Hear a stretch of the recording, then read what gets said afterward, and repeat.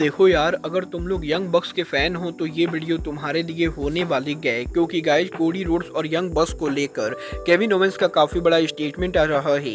एडब्ल्यू के Russell dream के ticket cell को लेकर एडब्ल्यू के लेटेस्ट नंबर सामने आ चुके हैं। जैक पेरी और ड्रू मैकिंटायर के वायरल पिक्चर को लेकर ड्रू मैकिंटायर ने काफी बड़ा खुलासा कर दिया है। तो गाइस वहीं जेफ जैरेट और हैंगमैन की स्टोरी लाइन को लेकर जेफ जैरेट का बहुत बड़ा हिंट आ चुका है। तो गाइस चलिए बिना किसी देरी के शुरू करते हैं इस वीडियो को। और सबसे पहले बात करेंगे एडब्ल्यू के upcoming pay per view AEW All Out की। गाइस यहाँ पर ये बात तो हम सभी लोगों को मालूम है, अब से यहाँ पर मात्र 10 दिनों के अंदर एडब्ल्यू का ऑल आउट पेपर व्यू होने वाला है। और यहीं एडब्ल्यू के ऑल आउट पेपर व्यू के पोस्टर के ऊपर एडब्ल्यू कंपनी ने काफी बड़ा चेंज कर दिया है। गाइस यहाँ पर एडब्ल्यू के ऑल इन पेपर व्यू के पहले एडब्ल्यू ने ऑल आउट को लेकर जो पोस्टर रिलीज किया था, उस पोस्टर के ऊपर एडब्ल्यू कंपनी एडब्ल्यू के अंदर जिन रेसलर्स को फीचर कर रही थी, एडब्ल्यू अब यहाँ पर उनमें से काफी सारे रेसलर को फीचर नहीं कर रही है। और जहां यहाँ पर ओरिजिनल ऑल आउट के पोस्टर के ऊपर Swerve Strickland, Mercedes Mone, MJF, Will Ospreay, Bryan Hangman, Adam Page, Darby, Britt Baker, Jack Perry के साथ साथ काजुशिका ओकाडा और यंग बक्स जैसे रेसलर्स को फीचर कर रही थी, वहीं यहाँ पर न्यू पोस्टर के ऊपर अब ना तो एडब्ल्यू कंपनी ओकाडा को फीचर कर रही है और ना ही यंग बक्स या ब्रिट बेकर को फीचर किया जा रहा है। और बेसिकली एडब्ल्यू कंपनी ने ब्रिट बेकर की जगह अब यहाँ पर पोस्टर पर डेनियल गार्सिया को डाल दिया है। तो वहीं एलीट की जगह एडब्ल्यू ने पैक और क्रिस स्टैटलैंडर को डाल दिया है। और गाइज बेसिकली एडब्ल्यू के न्यू पोस्टर के जरिए एडब्ल्यू कंपनी ये टीज कर रही है कि पॉसिबली ऑल आउट के ऊपर ना तो ब्रिट बेकर हमें देखने को मिलेंगी और ना ही ओकाडा और यंग बक्स देखने को मिलेंगे। बल देखना बहुत ही दिलचस्प होने वाला है कि ऑल आउट के ऊपर एडब्ल्यू टोटल कौन कौन से रेसलर्स को फीचर करती है। बट गाइस चलिए फिलहाल आगे बढ़ते हैं और बात करते हैं एडब्ल्यू के another pay per view AEW WrestleDream की। गाइस यहाँ पर ये बात तो हम सभी लोगों को मालूम है, एडब्ल्यू के ऑल आउट के बाद एडब्ल्यू का अगला पेपर व्यू रसल ड्रीम होने वाला है, जो एडब्ल्यू के वर्ल्ड चैंपियन ब्रायन डेनियल्सन के होम स्टेट पर होगा। और अब यहाँ पर एडब्ल्यू के रसल ड्रीम को लेकर एडब्ल्यू के लेटेस्ट टिकट सेल नंबर सामने आ चुके हैं। गाइस यहाँ पर करंटली एडब्ल्यू के रसल ड्रीम पेपर व्यू के ऊपर एडब्ल्यू की ओवरऑल कैपेसिटी करीबन 6022 के बराबर है, जहाँ पर 6022 टिकट में से एडब्ल्यू ने करीबन यहाँ पर 4600 टिकट सोल्ड आउट कर दिए हैं। बट अब भी यहाँ पर रसल ड्रीम के ऊपर एडब्ल्यू को करीबन 1400 टिकट सोल्ड आउट करना बाकी है, जो कि मेरे हिसाब से एडब्ल्यू आराम से करने वाले गए। बट अगर यहाँ पर एडब्ल्यू कंपनी आगे यहाँ पर कैपेसिटी को रेज नहीं करती गए तो एडब्ल्यू का रसल ड्रीम पेपर व्यू काफी ज्यादा फ्लॉप माना जाएगा, क्योंकि एडब्ल्यू का रसल ड्रीम पेपर व्यू एडब्ल्यू टाकोमा डोम में करने वाले गए, जिस अरीना की कैपेसिटी लगभग 23,000 के बराबर है। और अगर यहाँ पर 23,000 कैपेसिटी वाले अरीना के अंदर मात्र यहाँ पर 6,000 लोग शो के ऊपर आते गए तो लगभग यहाँ पर अरीना का 75% स्टेट खाली होने वाला है, जो शो के ऊपर बिल्कुल भी बढ़िया नहीं लगेगा।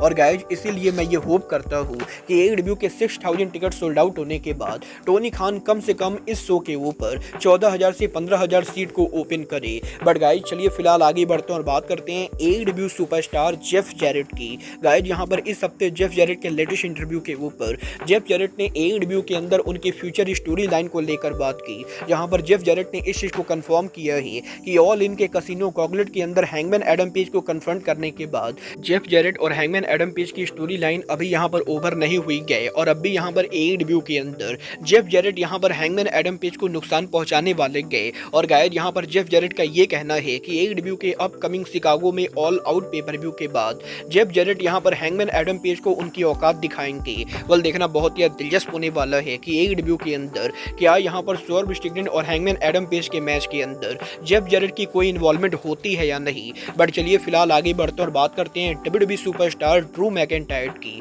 गाइस यहाँ पर इस हफ्ते ड्रू मैकिंटायर ने फाइनली एडब्ल्यू सुपरस्टार जैक पेरी के साथ उनके वायरल पिक्चर को लेकर बात की। गाइस यहाँ पर ये बात तो हम सभी लोगों को मालूम है, डब्ल्यूडब्ल्यूई में सीएम पंक और ड्रू मैकिंटायर की स्टोरी लाइन के अंदर कुछ दिनों पहले जैक पेरी के साथ मैकिंटायर ने उनके पिक्चर को पोस्ट किया था और मैकिंटायर उस पिक्चर को पोस्ट करते हुए सोशल मीडिया पर क्राइम ऑनर रिवर ट्वीट करते गए और वो बेसिकली एडब्ल्यू के ऑल इन के ब्रॉल को रेफरेंस देते गए। और यहीं अब जैक पेरी और मैकिंटायर की ये पिक्चर मैकिंटायर ने कब क्लिक की थी, इसको लेकर मैकिंटायर ने बड़ा खुलासा किया। गाइस यहाँ पर मैकिंटायर का ये कहना है कि वो यहाँ पर डब्ल्यूडब्ल्यूई के अंदर कुछ दिनों पहले जब मंडे नाइट रॉ पर काम करने के बाद फ्लाइट से यहाँ पर उनके होम स्टेट वापस जा रहे थे, उसी समय एयरपोर्ट के ऊपर वो जंगल बॉय जैक पेरी और उनके गर्लफ्रेंड को देखते गए और गाइज यहाँ पर ड्रू मैकिंटायर सामने से जाकर जंगल बॉय जैक पेरी से मिलते गए और ये दोनों रेसलिंग बिजनेस को लेकर एयरपोर्ट के ऊपर काफी सारी चीजों के बारे में बात करते गए। और जब इन दोनों के फ्लाइट का टाइम होता ही तो मैकिंटायर सामने से यहाँ पर जंगल बॉय से कहते गए कि इन दोनों को एक साथ पिक्चर क्लिक करनी चाहिए। और मैकिंटायर ये देखना चाहते गए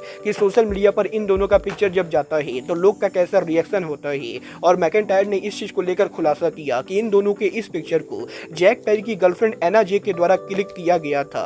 और इसके बाद यहाँ पर मैकिंटायर ने इस पिक्चर को सोशल मीडिया पर पोस्ट किया। और गाइस यहाँ पर ड्रू मैकिंटायर का ये कहना है कि जंगल बॉय जैक पेरी के बारे में लोग कुछ भी सोचे बट रियल लाइफ के अंदर जैक पेरी एक बहुत ही स्वीट इंसान थे और वो यहाँ पर डेफिनेटली जैक पेरी से फ्यूचर में मिलना चाहेंगे। वेल गाइस ये तो बात है ड्रू मैकिंटायर की, बट गाइस जहाँ तक बात रही WWE की तो गाइस यहीं अब WWE सुपरस्टार केविन ओवेंस ने यहाँ पर कोडी रोड्स और यंग बक्स को लेकर काफी बड़ा स्टेटमेंट दिया है।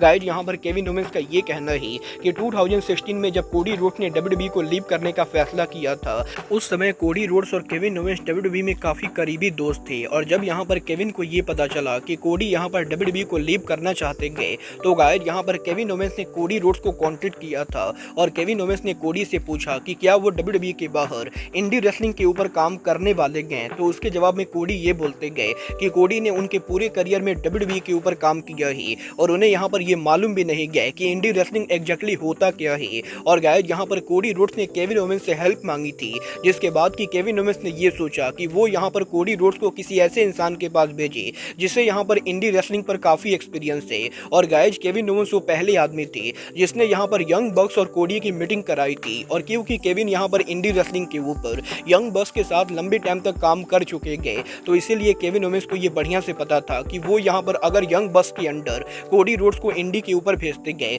तो यंग बक्स यहाँ पर कोडी को राइट डायरेक्शन में ले जाएंगे। और केविन ओवेंस यहाँ पर इस चीज को लेकर काफी हैप्पी गए कि 2016 में कोडी को यहाँ पर यंग बक्स के पास भेजने वाले इंसान केविन ओवेंस थे क्योंकि केविन ओवेंस ये बिलीव करते गए कि रेसलिंग बिजनेस के अंदर आज के टाइम पर जो कुछ भी हो रहा है उसके अंदर कोडी और यंग बक्स की बहुत ही बड़ा इंपॉर्टेंट रोल है। और 2016 में अगर यहाँ पर कोडी रोड्स को यंग बक्स के पास केविन ओवेंस ने नहीं भेजा होता तो शायद यहाँ पर आज कोडी रोड्स उस जगह पर नहीं खड़े होते जहाँ पर कोडी रोड्स WWE के अंदर खड़े गए। और अगर यहाँ पर कोडी रोड्स और यंग बक्स नहीं मिले होते तो शायद WWE के बाहर एक बड़ी ऑर्गेनाइजेशन का फाउंडेशन भी नहीं होता। और गाइस केविन ओवेंस ये बोलते गए कि वो इस चीज को लेकर बहुत ही ज्यादा थैंकफुल है कि यंग बक्स ने कोडी रोड्स को राइट डायरेक्शन में लीड किया।